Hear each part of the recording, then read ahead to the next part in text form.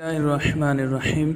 अस्सलाम वालेकुम दोस्तों, गुज़श्ता वीडियोज़ में गुजर चुका है कि कूफियों ने हज़रत इमाम हुसैन को ख़ुतूत लिखकर बुलाया और जानी और माली इमदाद का यकीन दिलाया था, लेकिन बाद में वो बेवफा हो गए और इनकी बेवफाई ही हज़रत मुस्लिम बिन अकील और हज़रत इमाम और आपके अक़रबा और आवान अंसार की शहादत का सबब बनी। इस बेवफाई पर अक्सर कूफी बहुत ज़्यादा नादिम थे और चाहते थे कि किसी तरह इस गलती की तलाफ़ी हो जाए और बदनामी का दाग धुल जाए। चुनाचे इन तवाबीन ने हज़रत सुलेमान बिन सर्द के हाथ पर बैत की कि खून हुसैन का इंतकाम लेंगे। शुरू में तो हज़रत सुलेमान बिन सर्द के इर्द गिर्द बहुत ज़्यादा लोग जमा हो गए, बाद में इनमें से अक्सर साथ छोड़ गए और मुखलिसिन की तादाद कम रह गई, मगर ये लोग अपने अहद पर कायम रहे और इन्होंने ये तय किया कि सबसे पहले शाम जाकर इब्न ज़ियाद से जंग की जाए और बाद में दूसरे लोगों से निपटा जाए। ये लोग इब्न ज़ियाद के मुकाबले के लिए निकले। रास्ते में ये लोग करबला में हज़रत इमाम के मरकद मुनव्वर पर हाजिर हुए और ज़ारी तज़र्रुर के साथ तौबा व इस्तिग़फ़ार के तालिब हुए। जब यहाँ से रवाना होकर शाम के करीब पहुँचे और इब्न ज़ियाद को उनके आने की खबरें मिली तो उसने हसीन बिन नमीर को 12,000 फ़ौज के साथ मुकाबले के लिए भेजा।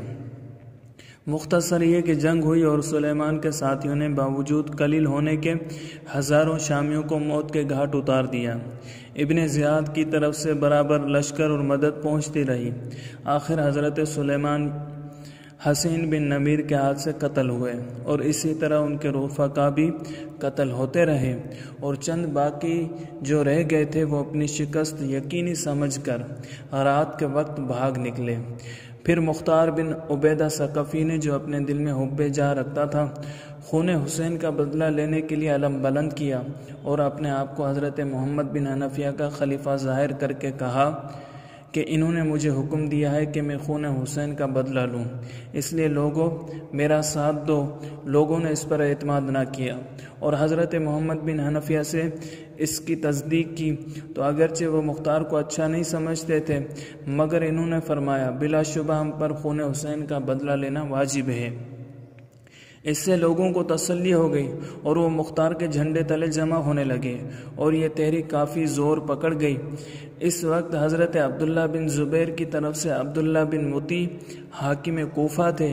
इन्होंने इस तहरीक को रोकने की काफ़ी कोशिश की, यहाँ तक कि चंद बार लड़ाई भी हुई, लेकिन हर बार हाकिम कूफा की फ़ौज को शिकस्त हुई। आखिर इब्न मुती ने किले का दरवाज़ा बंद कर लिया और अपनी शिकस्त का एतराफ़ करके अमान की तलब की। इनको अमान दे दी गई। चुनाचे वो बसरा चले गए और मुख्तार को इराक़, कूफा, खुरासान और इनके अतराफ़ व जवानिब पर तसल्लुत और जुमला ख़ज़ाइन हुकूमत पर कब्ज़ा हासिल हो गया तो इसने अपनी हुकूमत का ऐलान कर दिया और लोगों से अच्छी तरह पेश आने लगा और कहता मैं खलीफतुल मेहदी हूँ।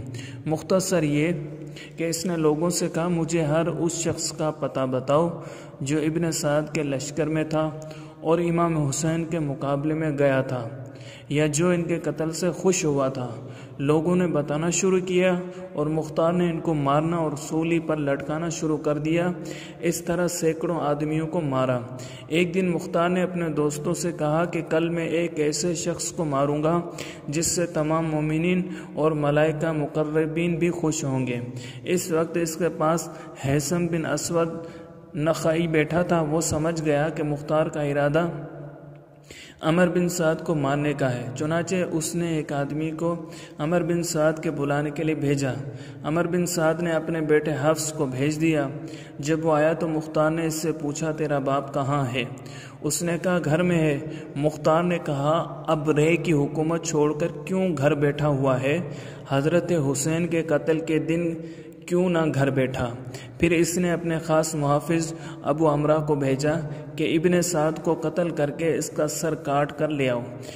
वो गया और उसने इब्न साद को कत्ल किया और उसका सर काट कर अपनी कुबा में छुपा कर ले आया और मुख्तार के आगे ला के रख दिया। मुख्तार ने हफ्स से कहा पहचानते हो ये किसका सर है? उसने इन्ना लिल्लाह पढ़कर कहा ये मेरे बाप का सर है और अब इनके बाद ज़िंदगी में कुछ मज़ा नहीं। मुख्तार ने कहा सच कहते हो? हुक्म दिया इसको भी कत्ल करो। वो भी कत्ल हुआ। मुख्तार ने कहा عمر کا سر حسین کا بدلہ ہے اور حفص کا سر علی بن حسین کا سر کا، اگرچہ یہ دونوں کے برابر نہیں ہو سکتے۔ خدا کی قسم اگر میں 1/3 قریش کو بھی قتل کر دوں تو وہ سب حسین کی 1 انگلی کے برابر بھی نہیں ہو سکتے۔ مختار نے ان دونوں سروں کو حضرت محمد بن حنفیہ کے پاس بھیج دیا اور ساتھ لکھ بھیجا کہ جس پر مجھے قدرت حاصل ہوئی ہے اس کو میں نے قتل کر دیا ہے، اور جو باقی رہ گئے ہیں وہ بھی اللہ کی گرفت سے نہیں بچ سکتے، اور جب تک میں ان کے ناپاک وجود سے زمین کو پاک نہ کر دوں گا ان کی تلاش سے باز نہ رہوں گا۔ خولی بن یزید۔ دوستو، خولی وہ بدبخت انسان تھا جس نے حضرت امام حسین کو قتل کیا اور سر انور کو جسم اقدس سے جدا کیا تھا۔ اس بدبخت کی گرفتاری کے لیے مختار نے معاذ بن ہانی اور اپنے محافظ ابو امرا کو چند سپاہیوں کے ساتھ بھیجا۔ انہوں نے آ کر خولی کے مکان کا محاصرہ کر لیا۔ اس بدبخت کو معلوم ہوا تو یہ اپنے مکان کے اندر ایک جگہ چھپ گیا اور بیوی سے کہہ دیا کہ تم لا علمی کا اظہار کر دینا۔ معاذ نے ابو امرا سے کہا تم آواز دو۔ آواز سن کر خولی کی بیوی باہر نکلی۔ انہوں نے کہا تمہارا شوہر کہاں ہے؟ اس نے زبان سے تو کہا کہ مجھے نہیں معلوم وہ کہاں ہے، اور ہاتھ کے اشارے سے اس کے چھپنے کا مقام بتا دیا۔ یہ اس جگہ پہنچے اور اس کو گرفتار کر لیا۔ مختار کے سامنے پیش کیا گیا۔ اس نے اس کے قتل اور جلانے کا حکم دیا۔ چنانچہ اس بدبخت کو پہلے قتل کیا گیا اور پھر جلا دیا گیا۔ خولی کی بیوی عیوف بنت مالک بن نہار حضر موت کی رہنے والی تھی۔ جس دن سے خولی حضرت حسین کا سر لایا تھا اس دن سے وہ اس کی دشمن ہو گئی تھی۔ مسلم بن عبداللہ دبابی کہتا ہے کہ ہم شمر دل جوشن کے ہمراہ تیز رو گھوڑوں پر سوار ہو کر کوفہ سے نکلے۔ مختار کے غلام ضربی نے ہمارا تعاقب کیا۔ ہم نے بڑی تیزی سے اپنے گھوڑے دوڑائے لیکن ضربی نے ہمیں آ لیا اور شمر پر حملہ آور ہوا۔ شمر اس کے حملے کو روکتا رہا۔ آخر شمر نے ایک ایسا وار کیا کہ اس کی کمر توڑ دی۔ جب مختار کو معلوم ہوا تو اس نے کہا اگر یہ مجھ سے مشورہ کرتا تو میں اس کو اس طرح شمر پر حملہ کرنے کا حکم نہ دیتا۔ شمر وہاں سے چل کر کوفہ اور بصرہ کے تقریباً درمیان دریا کے کنارے پر واقع ایک گاؤں کلتانیہ میں پہنچا اور ایک دیہاتی مزدور کو بلا کر اس کو مار پیٹ کر مجبور کر دیا کہ میرا یہ خط مصعب بن زبیر تک پہنچائے۔ اس خط پر یہ پتہ لکھا تھا شمر دل جوشن کی طرف سے امیر مصعب بن زبیر کے نام۔ وہ مزدور اس خط کو لے کر روانہ ہوا۔ راستے میں ایک بڑا گاؤں آباد تھا۔ اس میں پہنچ کر وہ مزدور اپنے ایک جاننے والے مزدور دوست سے ملا اور اس سے شمر کی سختی اور زیادتی کی شکایت کر رہا تھا۔ اتفاق سے اسی گاؤں میں مختار کے محافظ دستے کا رئیس ابو امرا چند سپاہیوں کے ساتھ جنگی چوکی قائم کرنے کے لیے آیا ہوا تھا۔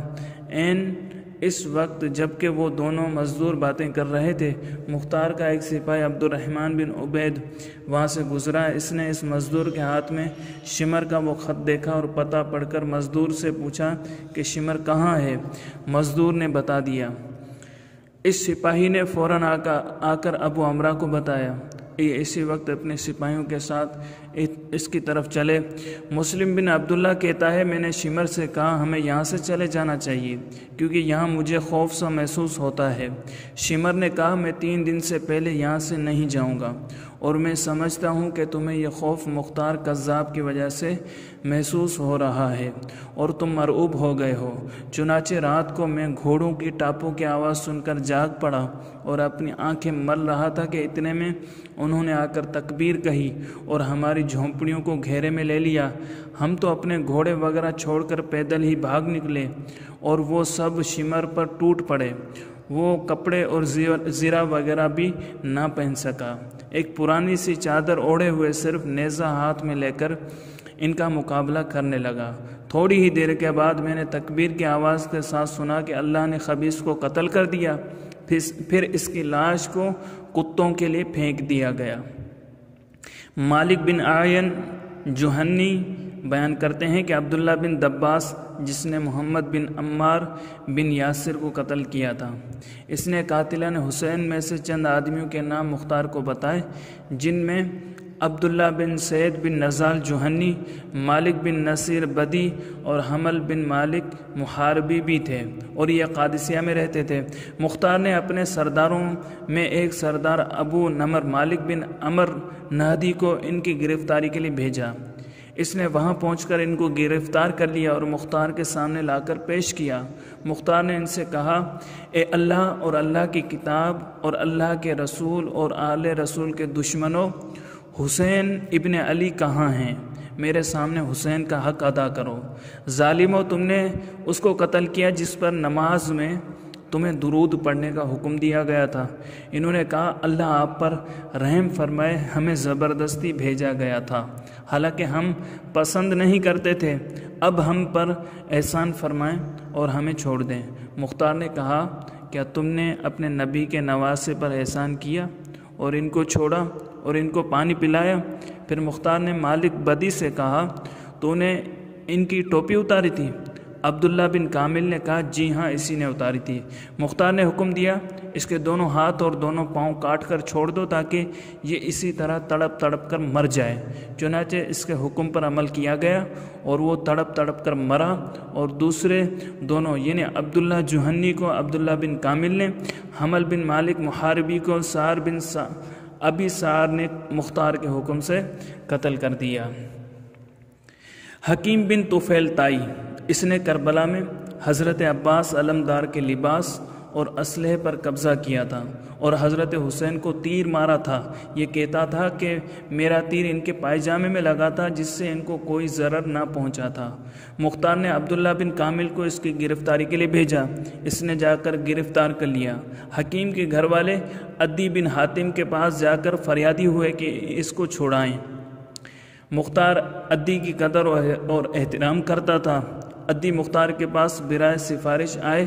سپاہیوں کو راستے میں معلوم ہوا تو انہوں نے عبداللہ بن کامل سے کہا کہ مختار عدی کی سفارش قبول کر لے گا اور یہ خبیث بچ جائے گا، حالانکہ آپ اس کے جرم سے بخوبی واقف ہیں۔ بہتر یہ ہے کہ ہم اس کو مختار کے پاس نہ لے جائیں اور قتل کر دیں۔ ابن کامل نے اجازت دے دی، چنانچہ اس کو ایک مکان میں لے گئے اور کہا، تو نے ابن علی کا لباس اتارا تھا، ہم تیرا لباس اتارتے ہیں۔ چنانچہ انہوں نے اس کے سب کپڑے اتار دیے اور بنہانا کر دیا۔ پھر کہا، تو نے حضرت حسین کو تیر مارا تھا، اب ہم تجھے تیروں کا نشانہ بناتے ہیں۔ یہ کہہ کر تیروں سے اس کو ہلاک کر دیا۔ ادھر عدی مختار کے پاس پہنچے۔ مختار نے ان کا احترام کیا اور آنے کی غرض پوچھی۔ عدی نے بیان کی۔ مختار نے کہا، ابو ظریف، تم قاتلان حسین کی سفارش کرتے ہو۔ عدی نے کہا، اس پر جھوٹا الزام ہے۔ مختار نے کہا، اگر یہ سچ ہے تو ہم اس کو چھوڑ دیں گے۔ ابھی یہ گفتگو ہو رہی تھی کہ ابن کامل نے آ کر حکیم کے قتل کی اطلاع دی۔ مختار نے کہا، تم نے اس کو میرے پاس لائے بغیر اتنی جلدی کیوں قتل کر دیا؟ دیکھو یہ عدی اس کی سفارش کے لیے آئے ہیں اور یہ اس بات کے اہل ہیں کہ ان کی سفارش قبول کی جائے۔ ابن کامل نے کہا، آپ کے لوگوں نے نہ مانا اور میں مجبور ہو گیا۔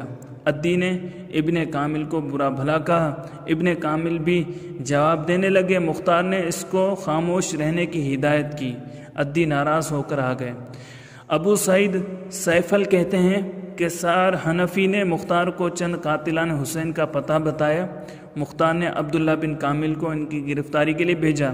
اس نے ان میں سے زیاد بن مالک، عمران بن خالد، عبد الرحمن بن ابی خشارۃ البجلی اور عبداللہ بن قیس خوانی کو گرفتار کیا اور مختار کے سامنے پیش کیا۔ مختار نے ان سے پوچھا، اے صالحین اور جنت کے نوجوانوں کے سردار کے قاتلوں، بے شک اللہ آج تم سے بدلہ لے گا۔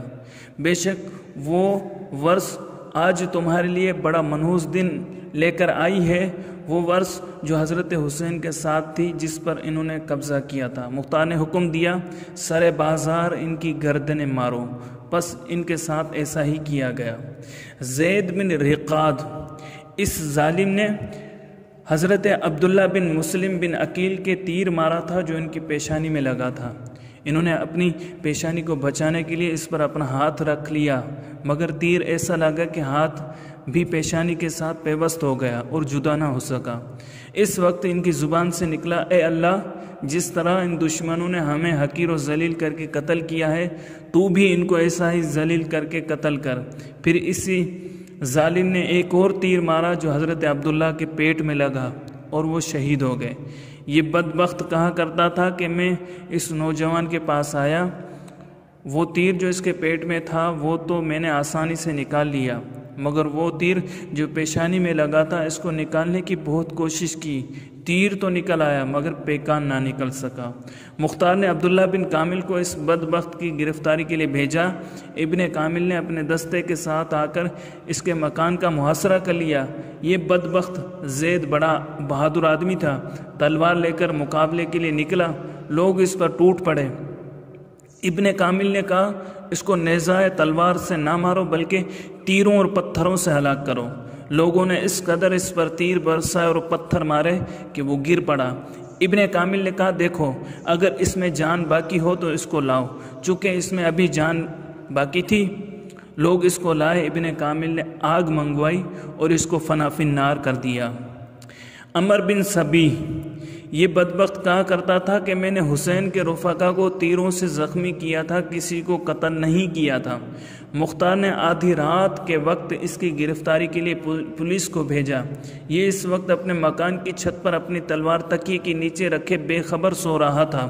پولیس نے چھپکے سے چھت پر چڑھ کر اس کو پکڑ لیا اور اس کی تلوار پر بھی قبضہ کر لیا۔ کہنے لگا، خدا اس تلوار کا برا کرے، یہ مجھ سے کس قدر قریب تھی اور اب کس قدر دور ہو گئی ہے۔ پولیس نے اس کو مختار کے سامنے لا کر پیش کیا۔ اس نے حکم دیا، صبح تک اس کو قید میں رکھو۔ جب صبح ہوئی، دربار عام لگا اور بہت سے لوگ جمع ہو گئے تو اس کو لایا گیا۔ اس نے بھرے دربار میں کہا، اے گروہ کفار و فجار، اگر میرے ہاتھ میں تلوار ہوتی تو تمہیں معلوم ہو جاتا کہ میں بزدل اور کمزور نہیں ہوں، یہ بات میرے لیے مسرت کا باعث ہوتی اگر میں تمہارے علاوہ کسی اور کے ہاتھ سے قتل ہوتا، کیونکہ میں تم لوگوں کو بدترین خلائق سمجھتا ہوں۔ کاش اس وقت بھی تلوار میرے ہاتھ میں ہوتی اور میں تھوڑی دیر تک تمہارا مقابلہ کرتا۔ اس کے بعد اس نے اپنے پاس کھڑے ہوئے ابن کامل کے آنکھ پر مکہ مارا۔ ابن کامل نے ہنس کر اس کا ہاتھ پکڑا اور کہنے لگا، یہ شخص کہتا ہے کہ میں نے آل محمد صلی اللہ علیہ وسلم کو نیزوں سے زخمی کیا ہے، اب اس کے بارے میں آپ ہمیں حکم دیجئے۔ مختار نے کہا، نیزے لاؤ اور اس کو نیزوں سے گھائل کر دو۔ چنانچہ اس کو نیزے مار مار کر ہلاک کر دیا گیا۔ موسیٰ بن عامر فرماتے ہیں، بے شک مختار نے کہا، قاتلان حسین کو تلاش کر کے میرے پاس لاؤ، کیونکہ جب تک میں ان کے ناپاک وجود سے پوری زمین اور شہر کو پاک نہ کر دوں گا، مجھے کھانا پینا اچھا نہیں لگتا۔ مختار کے اس جذبے اور خون حسین کے انتقام لینے کی وجہ سے عوام و خواص کثیر تعداد میں اس کے ساتھ اور اس کے معتقد ہو گئے تھے۔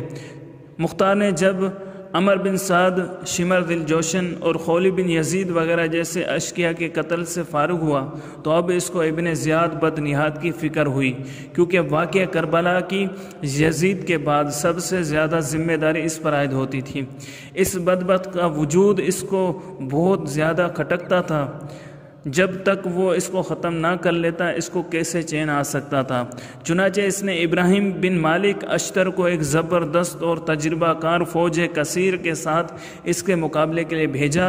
ادھر ابن زیاد کو بھی معلوم ہوا تو وہ بھی لشکر کثیر کے ساتھ مقابلے کے لیے آیا۔ شہر موصل سے 5 کوس کے فاصلے پر دریا کے کنارے پر دونوں لشکروں کے درمیان خوب جنگ ہوئی۔ آخر شدید جنگ کے بعد ابن زیاد کے لشکر کو شکست ہوئی۔ شکست خوردہ لشکر ماں ابن زیاد بھاگا۔ ابراہیم اشتر نے ان کا تعاقب کرنے اور ان کو مارنے کا حکم دیا۔ چنانچہ ابن زیاد کے بہت سے لوگ مارے گئے اور خود یہ بدنہاد بھی مارا گیا۔ ابراہیم نے اس کا سر جسم سے جدا کیا اور لاش کو جلا دیا۔ جب ابن زیاد کا سر کوفہ میں آیا تو مختار نے دربار عام کیا اور ابن زیاد کے سر کو پیش کرنے کا حکم دیا۔ جب سر پیش ہوا تو اتفاق سے اس دن بھی 67 सने हिजरी का यौम आशूरा था।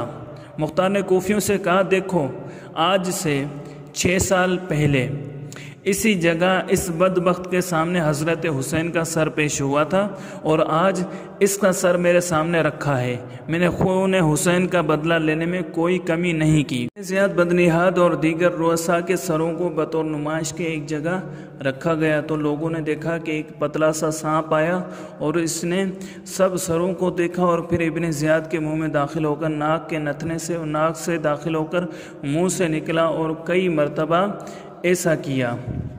हज़रत मुगीरा फरमाते हैं कि हज़रत हुसैन की शहादत के बाद इब्न ज़ियाद की माँ ने अपने बेटे उबैदुल्ला से कहा, ओ खबीस, तूने रसूलुल्लाह सल्लल्लाहु अलैहि वसल्लम के नवासे को कत्ल किया है, खुदा की कसम तू कभी भी जन्नत को नहीं देखेगा। इब्न ज़ियाद के कत्ल के वक्त इब्न मुफर्रग ने ये अशार कहे, जब मौतें किसी जालिम और जाबिर के पास आती हैं तो वो हाजिबों और दरवाज़ों के पर्दे चाक कर देती हैं, यानी रुसवा कर देती हैं। मैं इस खबीसा के बच्चे और इस फरोमाया व नाकिस के बच्चे की मौत के वक्त कहता हूँ कि शुक्र है वो हलाक हुआ। तो इन बदबख्तों में से है जिनके मुर्दों को दफन के वक्त ज़मीन भी कबूल नहीं करती और मलबूस निजासत व गलाजत को कैसे कबूल करे।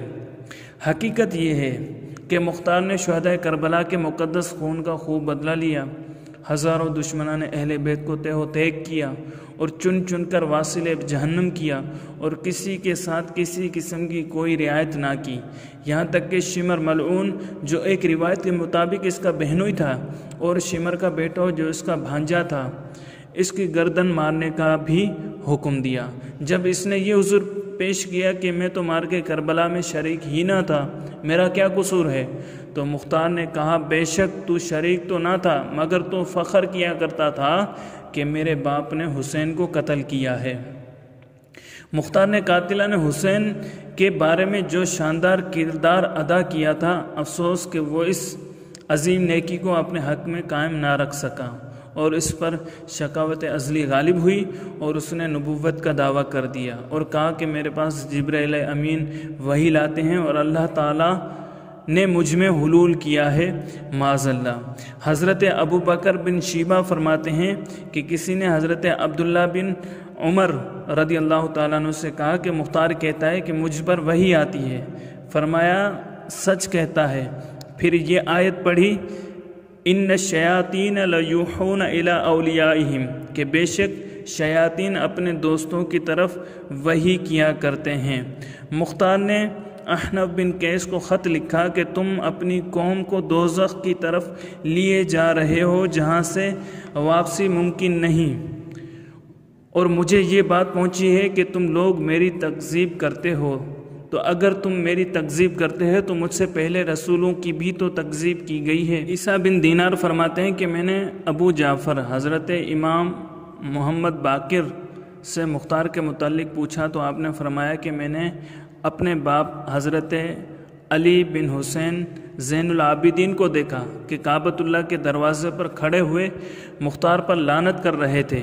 एक शख्स ने इनसे कहा, अल्लाह मुझे आप पर निसार करे, आप इस शख्स पर लानत कर रहे हैं जो आप ही लोगों के मामले में ज़िबा किया गया।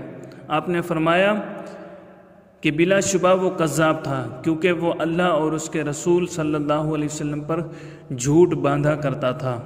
अल्लामा इमाम जलालुद्दीन सुयूती रहमतुल्लाहि ताला फरमाते हैं, और अब्दुल्ला बिन ज़ुबैर की खिलाफत के अय्याम में मुख्तार कज़्ज़ाब ने, जिसने नबूवत का दावा किया था, खुरूज किया तो इब्न ज़ुबैर ने इसके मुकाबले के लिए 67 सने हिजरी में लश्कर तैयार करके भेजा, जिसने इस मलऊन को शिकस्त देकर कत्ल किया। दोस्तों, अगर आपको हमारी ये वीडियो पसंद आई है तो लाइक कीजिए, कमेंट कीजिए, अपने दोस्तों के साथ शेयर कीजिए, और आपने अभी तक हमारे चैनल को सब्सक्राइब नहीं किया तो चैनल को सब्सक्राइब कर लीजिए ताकि हमारी हर नई आने वाली वीडियो आप तक बआसानी पहुंच सके।